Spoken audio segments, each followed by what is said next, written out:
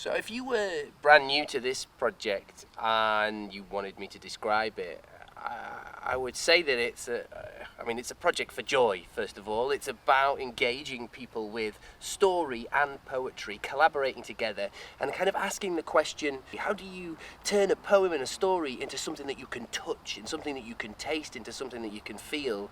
It's really interesting as a writer to play with what is poetry, and like, can poetry be an experience, or can poetry be unwritten? And we wanted to talk a little bit about nature and the environment, and that's kind of something that's a conversation that's happening globally at the moment, and it's a conversation that should be here as well as everywhere else.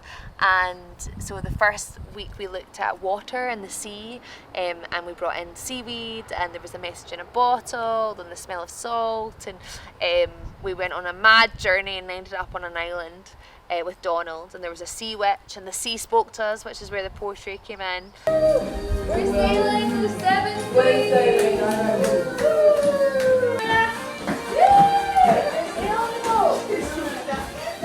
Donald set sail just like you did on a ship on a clear and beautiful day. You would enjoy the slap of the waves as they crashed against the side of the boat. Oh. You'd enjoy the crash of the wave. You see? Wow.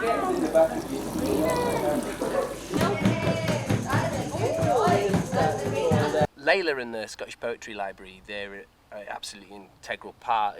I've worked alongside them in a collaborative way to discuss how the story and poetry work alongside each other. So how do you make these two mediums come together? I'm being inspired by the language of poetry as well. So all the language that we're using in the space is poetic in some way, and it's also about looking at metaphor and how you can take sensory words and sensory language and relay that to a group of people that may not understand the words themselves.